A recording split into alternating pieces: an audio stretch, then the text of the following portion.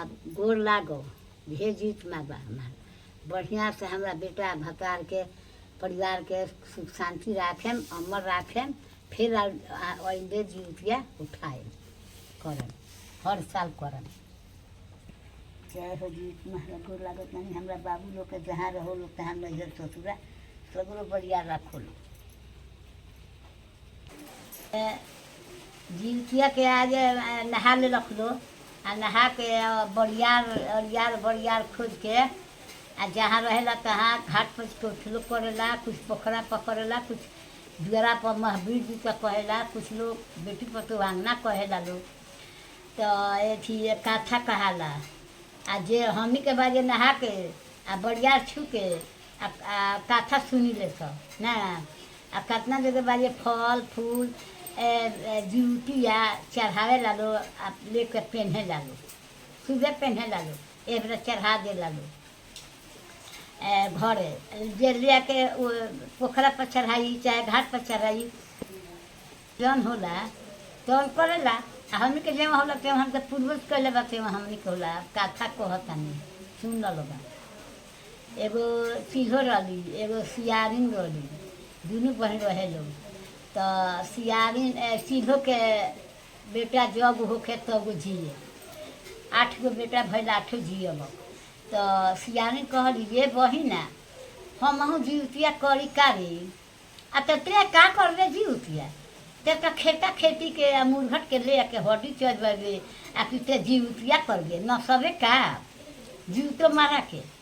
आ तो ना ये बहिना अब कि ते हमरा के बताओ हम जीवतिया करे तो कहली या बिहान जीवतिया हो नहा खा आ नहा खा के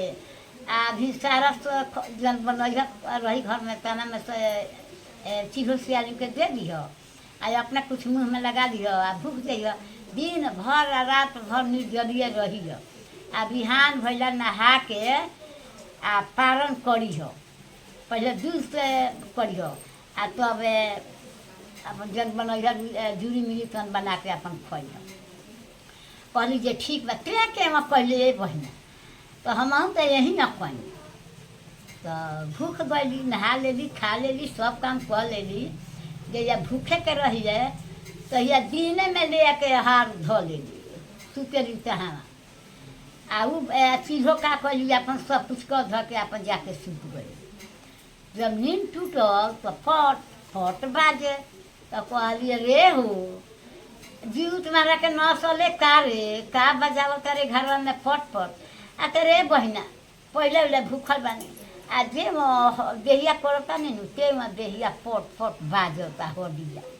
हम नहीं कुछ ले आए फिर सुत गई लेके चबा लेली चबा के सुत गई आ बाँचो तो चुरा दी बिहान जाके बहिनिया चीज़ो देखली ओकरा घर में कुछ ना रहे चुरा दिले रही तो भगवान के लगे या देवता के लगे नानी चोरी छिप जाई फिर खा पी के नहैली खा पी के फिर अपन चबावे लोगन चले भली के भाग हले चील्हो चल गली जे रे हो का बनौले हो दे ना देखी चले देख लेली हड्डी तका पारे पीटे लगली जा हे भगवान ई तो चील्हो सियारिन तो या भागी काहे के कलखिया जीवतिया रे तो नाश देले दिया एको बाल बच्चा ना भइल होखे आ मर जा होखे आ मर जा तब 8 चीहो के 8 बेटा के काल दशा कैली पहले बनौली जहर लगा के खीर 1 खंडा आ कहली जे बहिना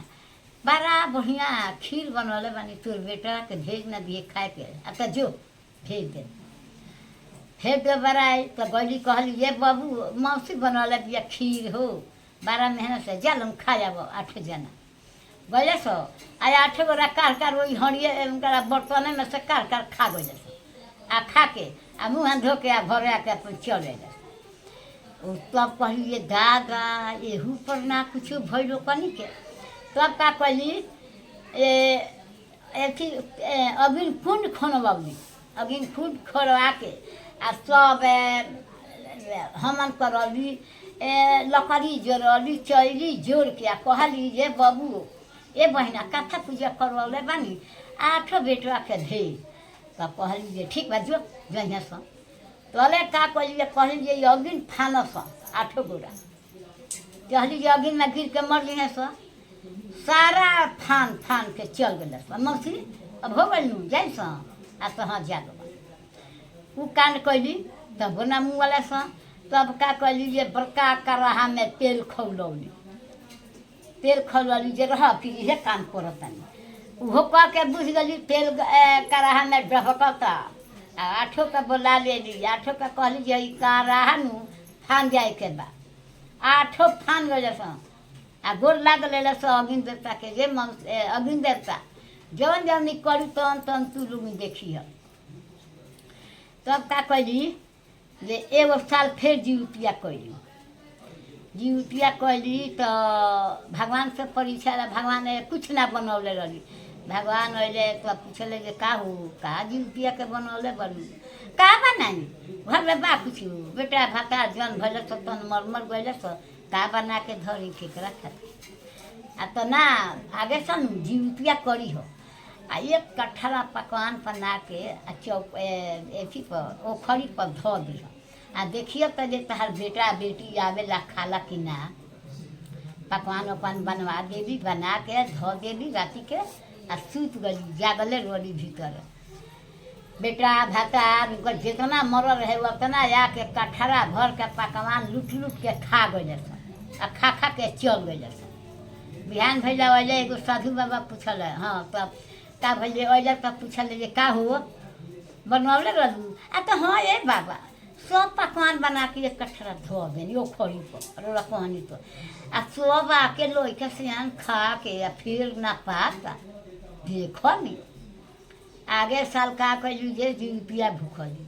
चोकर के लिट्टी लगौली एक खाना खैली एक खाना धो देली तो अले साधु बाबा तो कहले जे का बनौले बारिश आ तो देखी ना का बनाई हले चोकर के लिट्टी बनौनी एक टुका खैले बनी एक टुका आगरा अथी धनी तिहो सियारी के देनी हो एक टुका बोर ले बा खा ले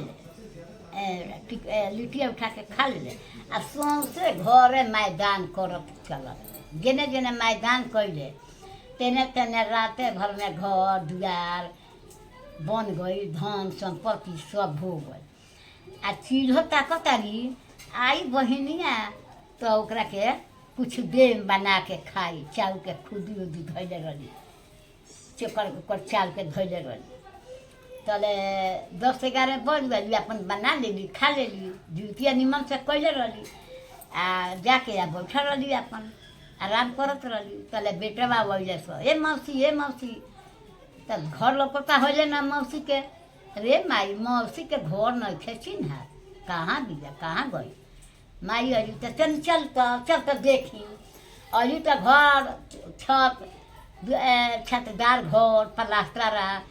मार भूरा के चाउर भूरा के गेहूँ आटा सब कुछ भर रहे रे हो कहाँ बारिश तो है का बनी हम तानी जे रुपया भूखल भी कुछ बीज बना के पालन करूँ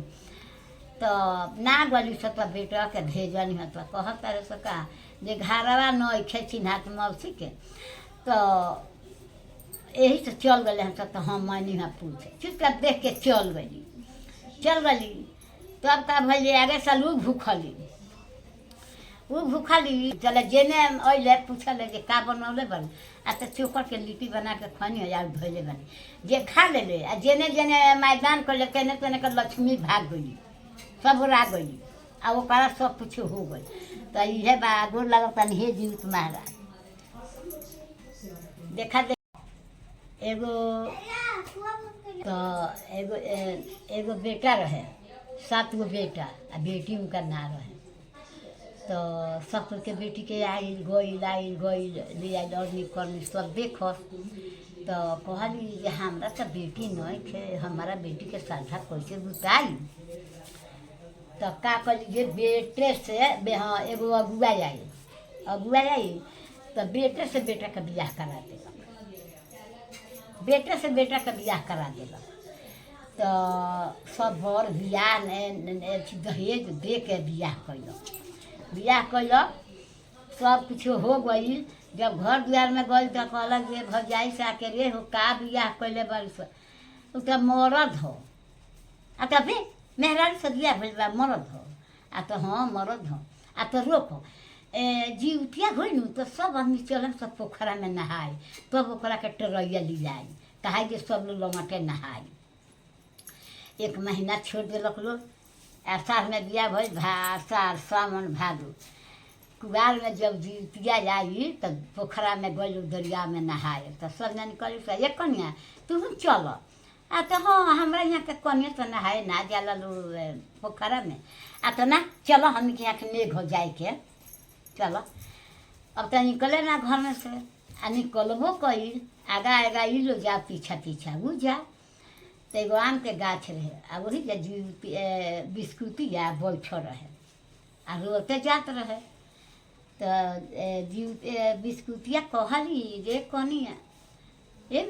मेहरारू काहे रोते जाता रू सब लोग तो निमन से जाता आ तू काहे रोते आवत रू रोते जाता रू आ तो देखी ना हम हई मोर हमार माई नु श्रद्धा से बियाह कर दिलक मोर देश में ओकरा बेटी ना रहे तो बेटी ना रहे तो 7 गो भाई रहनी सो तो बेटे से बियाह कर दिलक हमरा मेहरारू वाला सामान नहीं खे तो कहता लोग जे चल के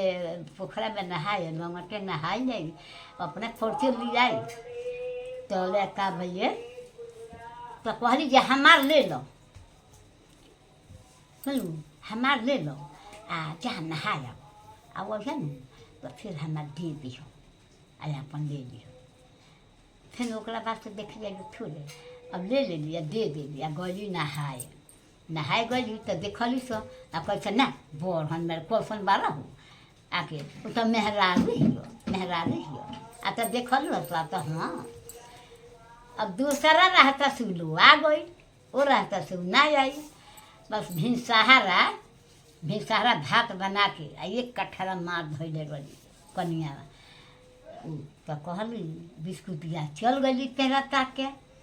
ए हमार दो अपन लो हमार दो अपन लो तो रही ना देतनी बस उठल मारवा लेके आ ओकरा बिस्कुटिया के देहिया भीड़ दिलक बस बिस्कुटिया वही जे ठा पैठा के मर गई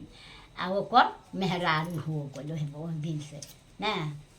हे भी के बारा गोर लागो तनी सबका के पंच बरोबर कर